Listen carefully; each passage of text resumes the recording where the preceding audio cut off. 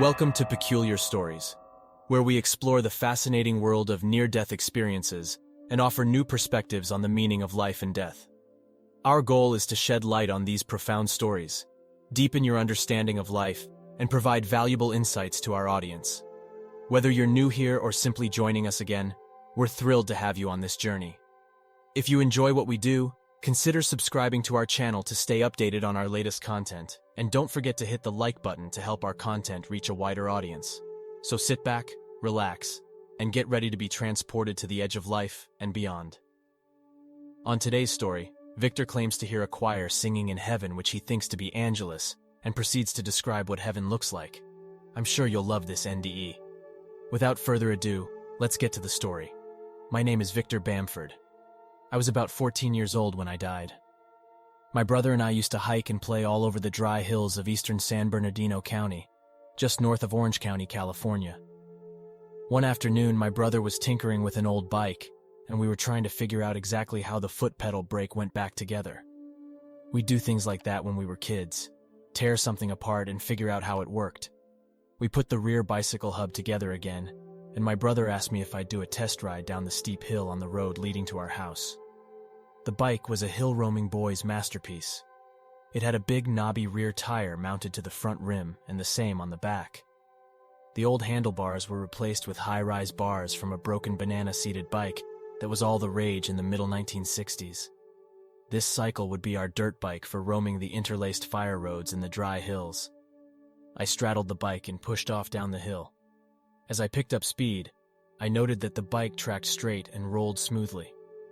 I took the first steep dip and accelerated toward a sharp left-hand turn that led to a steeper hill below. Just before entering the curve, I applied back pedal pressure on the foot brake to slow down a bit. I was shocked to have the pedal push back with a violent, sharp up thrust, almost knocking me off the bike. There was no turning back. I was committed to taking the curve and gaining speed by the second.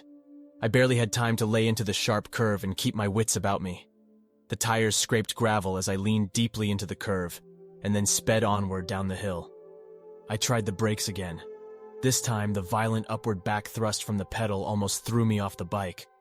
I wobbled back into balance and was, by now, going so fast that the tears from the wind blast were streaming past my eyes and toward my ears. The rubber tires whined as the bike picked up greater velocity. I ran through any possibility of stopping the bike, but I was running out of options, and my speed was increasing to the point that I had never before gone this fast on a bicycle. I thought that maybe the tires would act like a bumper if I used the rock wall up ahead to stop the bike. I know it sounds stupid, but I was running out of options and made the wrong choice. Maybe I had watched too many cartoons like some weird Wile E. Coyote plan that was doomed from the start. I never heard the crash or even felt any pain. As I hit the wall, the velocity I was moving at was astounding. In an instant, the wall was right in front of me. Everything went black. I was enveloped in a stark darkness and don't know how long I was in this state. The ironic thing is that the rock-retaining wall I smashed into was right in front of the volunteer fire station. No one was inside to help me. All the volunteer firefighters were at their day jobs tending the gas station, making widgets at the factory in Chino, or cutting hair. I dimmed into light, aware that I was floating among the branches and leaves of the oak trees above me. Everything was quiet. I could hear and feel the wind rustling through the leaves. It seemed totally natural that I should be free of my body in this state. I had no desire to look upon myself crumpled within the wreckage of my bicycle. I do remember feeling sorry for that poor little boy and the injuries he sustained. This felt like my real place in the cosmos, and I was ready to go forth, even if it meant never seeing my family again. Then I heard something coming from above me. "Angels!" I screamed with delight.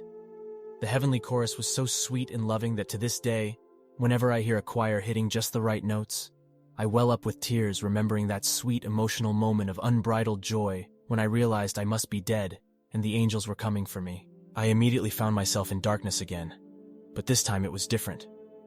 The darkness wasn't enveloping me like before. I was in a tube and felt myself elevating upward. If I had looked up, I would have realized that I was looking at the interior of the tunnel and that there was light upward at the end of it. Then, as if in an elevator, I emerged to find myself standing in a field, a meadow, so beautiful and infused with a life force so strong, even the blades of grass glowed with the life within. It was warm and quiet, like God was here. The love coming from his presence overwhelmed me with warmth and comfort. I have never felt a love like that before or since. Then I heard the singing again and looked toward the sound. In the valley just below the rolling meadow, I saw a crystalline structure that was so immense that it towered above me. I wanted so badly to join the chorus within. The sound and beauty was so all-encompassing. The air was filled with the joyous sound of 1,000,000, maybe 1,000,000,000,000 bright souls singing in euphoric harmony. They sang in praise of the Lord. Never had I ever felt so lonely. I instinctively knew that I wasn't to be a part of their joy and love. I felt their intimate connection with each other and shared an inkling of their unconditional and all-encompassing love for each other. I was apart from them, and they didn't even know I was there, standing before the crystal monolith with a broken heart, knowing that I might not be worthy. Then an entity appeared beside me. I never looked at him, but I knew he was male. We talked, not with our mouths, but by a sort of telepathy, but his voice rang clearly in my head. He was gentle and straightforward. "You have to go back. This is not for you." I was so crestfallen at these words, I cried out, "No! Please don't make me go back. I want to stay with you." These words came from a boy who was afraid of death, and even with a Catholic upbringing, feared the grave and what lay beyond. I was answered by a loud sucking sound, and I was literally sucked back into my crumpled body. The explosion of immediate and all-encompassing pain was beyond agony. It hurt to be alive again. My head felt like it was exploding from the impact with the wall. My knuckles were smashed, bleeding and raw from the handlebars slamming into the wall, and my death grip on the handlebars must have endured a tremendous impact when they double-punched into the rock-retaining wall. I had to extricate myself from the bike's wreckage and stumbled back up the hill. I felt like I was going to pass out and was ready to puke. My heart was broken even worse than my body. I had just been kicked out of heaven and I was ashamed of myself. I held that secret deep inside me, knowing that my family would surely ridicule me for being crazy enough to concoct a story about dying and going to heaven. In those days, near-death experiences hadn't been popularized yet, and I had certainly never heard of such a thing. So, I kept my secret shame inside me until 1993, almost 3 decades after that tragic incident. It wasn't until I read Dr. Melvin Morse's book, Closer to the Light, Learning from Near-Death Experiences of Children, that I realized that there were others who shared my experiences as children. I wasn't entirely alone, and maybe not so crazy after all. Through the years, I did have some deficits from my injuries, debilitating migraines that mimicked strokes and caused me agony for many years, unequal pupils because of the injury to my head. I was never taken to the doctor after the crash, and a deep shame for having gone to heaven and found lacking in character. I felt like a piece of human trash, lost, alone, and ashamed to my core. Up until my accident, I was a happy boy.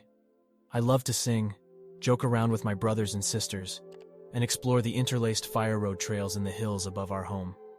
I became sullen, serious, and fearful. Most of all, I felt an overwhelming loneliness, having glimpsed what true joy and loving connections our souls are meant to have. I felt trapped, still do, in a penitentiary of flesh and bone that imprisons and inhibits our souls. I feel that humans spend most of their lives hoping to find true love and wanting to connect in some way with others. I believe our souls know how it should be. Heaven, the place we all came from before coming to earth, is always just a breath away. Those 5 words, "This is not for you," had a finality for me, and led me into a life where I questioned God's unconditional love. This is not for you. Sure, I sinned like any other boy and made mistakes, but I had always thought that one day I'd go back home to heaven. I tended to love people and tried to find the good in the world around me. I certainly never thought I was so bad that heaven would chuck me back into my body like something foul, spewed like vomit from the belly. Or maybe I was just crazy and imagined it all.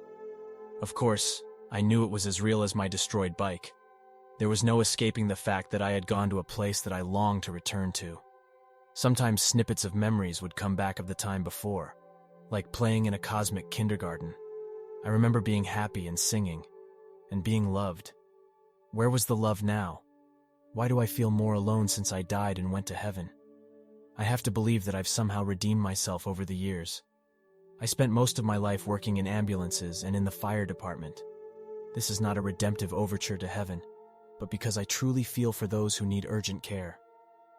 When I was injured and killed, there was no one to help me, even on the very doorstep of the fire station. I never saw my body lying there, but I felt great compassion for that poor little boy. I'm not entirely doom and gloom about my childhood NDE, though. I know there is a love that transcends all others, that Jesus is who he says he is, and he loves me. Jesus has come to me twice since my accident whenever I needed him most. He is loving and kind, and has a sense of humor. He talks in a matter-of-fact tone and is actually quite a friendly fellow. He knows me as well as my heart, so maybe there's hope for me after all.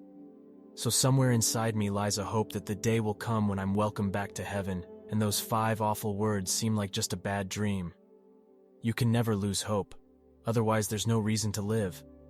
Watch this NDE next about a man who was paralyzed until God said this to him, which he then started walking again.